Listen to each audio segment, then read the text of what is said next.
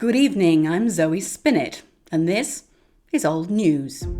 Our top stories tonight: why you should never bring a donkey to a gunfight, and dynamite injections. Are they really Dr. Leckerstein's latest miracle cure? But first, a most extraordinary occurrence was brought to light a few days ago at an inquest held on the body of a man in South London. From the evidence, it appears that in a workroom where many young girls were at work, a mouse suddenly made its appearance on a table, causing, of course, considerable commotion. The intruder was seized, however, by a young man who happened to be present, but the mouse slipped out of his hand and, running up his sleeve, came out between his waistcoat and shirt at the neck. The unfortunate man had his mouth open, and the mouse darted thither, and in his fright and surprise the man actually swallowed it.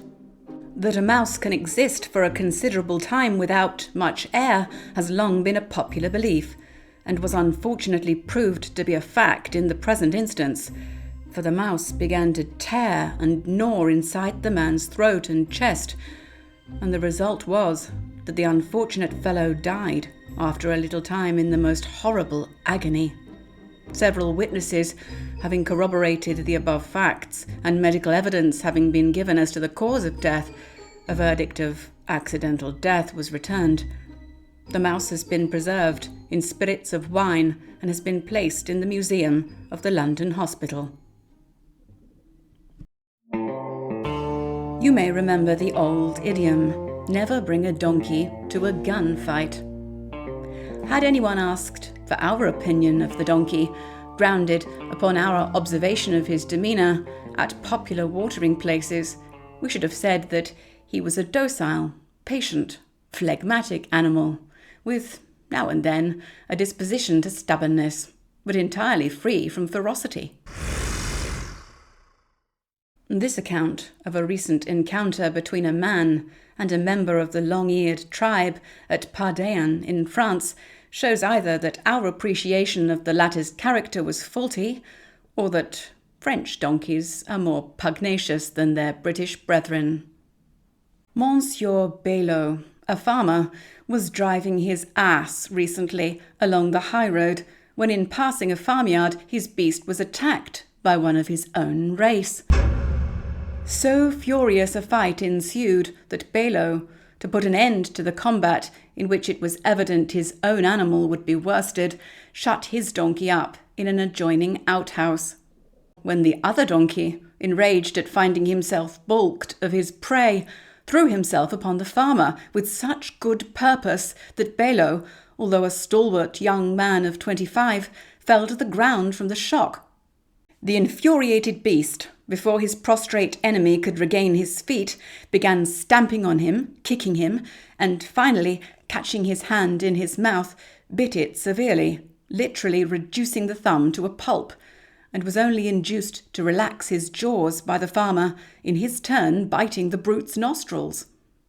For upwards of 1/4 of an hour the struggle had lasted between the man and the beast, whose owner, with singular indifference, was seated smoking under a tree a few yards off, without making any attempt to aid the farmer, when the latter, happily managing to free himself from his antagonist's too pressing embrace, took refuge in the outhouse.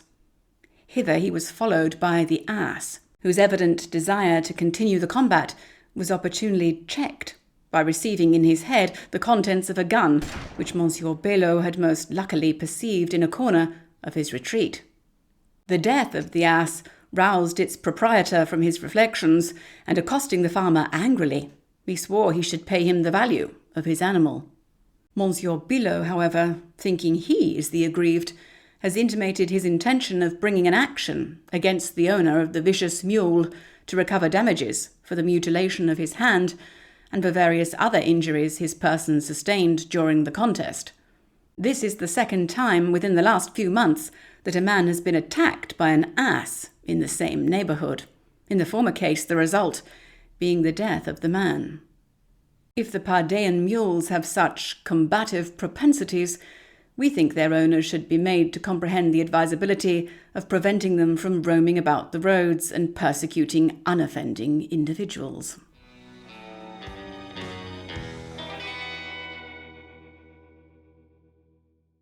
Dynamite.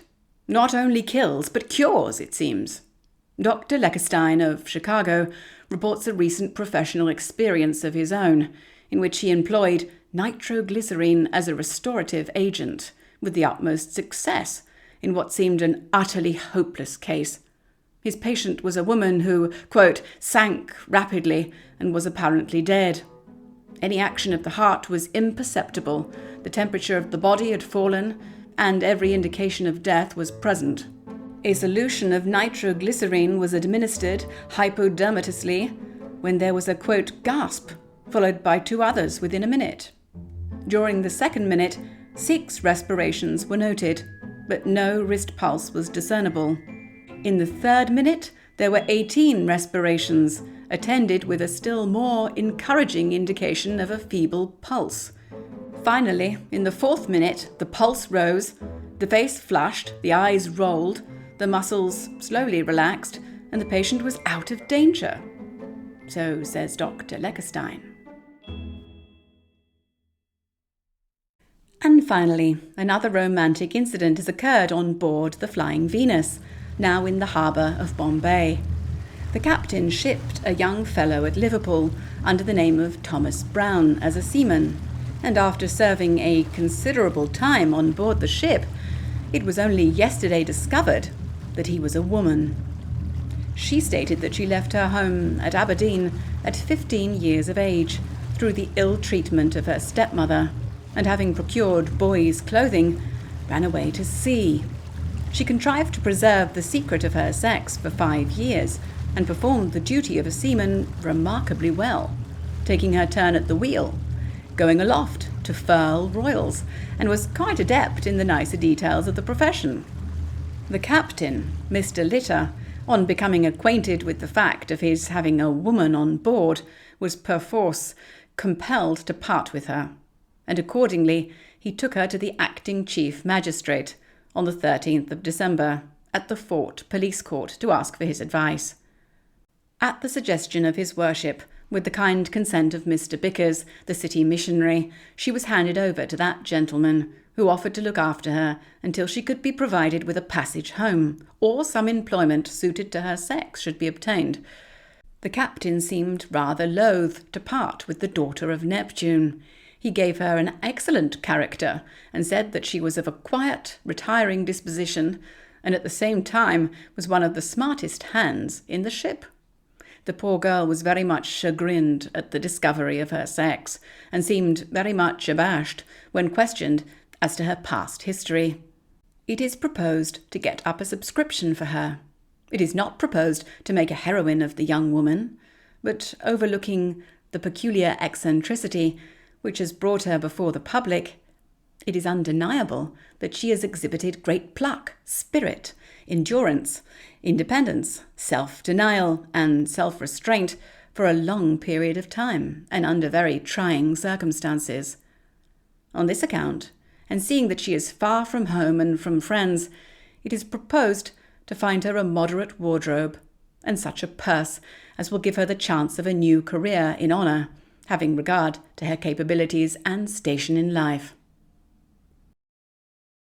And that's it for tonight's programme.